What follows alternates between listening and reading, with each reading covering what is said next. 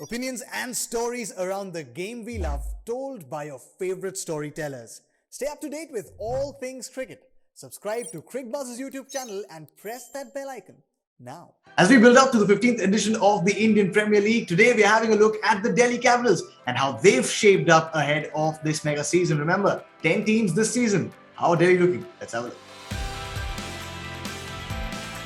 Ever since they've changed their name from the Delhi Daredevils to the Delhi Capitals, their fortunes have really turned around. The Delhi side has made it to the playoffs in all the 3 seasons since that name change. Now remember, compare this to the only 3 occasions in the past many seasons when they made it to the playoffs. They've really turned things around in the IPL. But this time around, they had to let go of that core, let go of the team that had served them really well ahead of the mega auctions. They had the option of choosing 4 players like every other team in the retentions, and their 4 retentions were Prithvi Shaw, Rishabh Pant, who will also lead their side, Akshar Patel, and Anrik Nortje. In these retentions, they've tried to cover as many bases as possible, but remember, they had to let go of some really fine talent in Shikhar Dhawan, Ravichandran Ashwin, Kagiso Rabada, Avesh Khan. The list there seems endless. They went into the auctions with a purse of 47.5 crores, and this is how they spent that money. They did build a good all-round squad there, with 24 players, which includes 7 overseas players with 10 lakh rupees still in their purse.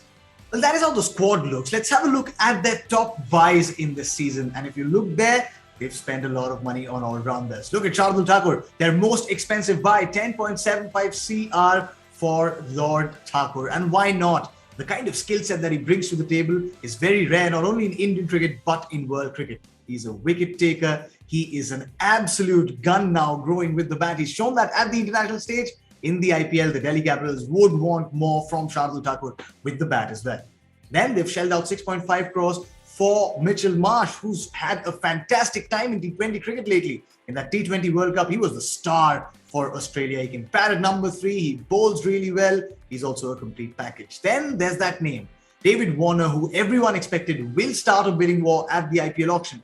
He did start a war though, but it didn't go far too long. And you'd say that the Delhi Capitals have gotten him on a budget of just 6.25 crore rupees. For someone like David Warner, who can then pair up with Prithvi Shaw at the top, that makes for a lethal opening pair.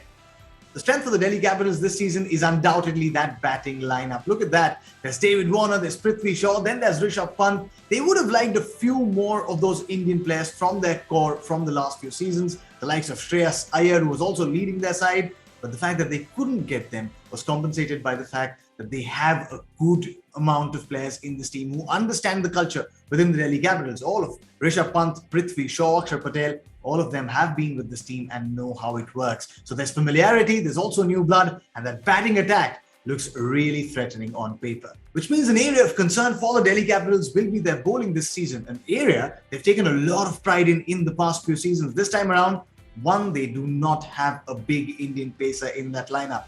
They have Anrik Nortje, of course, to lead that attack, but how much will he be supported by the likes of Lungi Ngidi, Mustafizur Rahman remains to be seen. They've also roped in Chetan Sakaria. They've paid a lot of money for him, but he's yet to prove his mettle and his consistency at this level. In the spin department too, they were spoilt with choices earlier with Amit Mishra, Ravichandran Ashwin. Now they've roped in Kuldeep. He's yet to hit peak form again, and it'll be interesting to see how the Delhi Capitals use him and their entire bowling attack to go the full distance this IPL. As for the Delhi Capitals' schedule, they start with playing the Mumbai Indians and also end their league stage by playing the Mumbai Indians on 27th of March and the 21st of May, respectively. Then, in their next 2 games, they play the Gujarat Titans and Lucknow Super Giants back-to-back, the 2 new entrants on the 2nd of April and the 7th of April. There's also one big game there against the Chennai Super Kings on the 8th of May. Now let's have a look at what will be a likely playing 11 for the Delhi Capitals. And if you look at it, they almost have their top 4 confirmed with Prithvi Shaw and David Warner opening the innings and then Marsh and Pant to follow.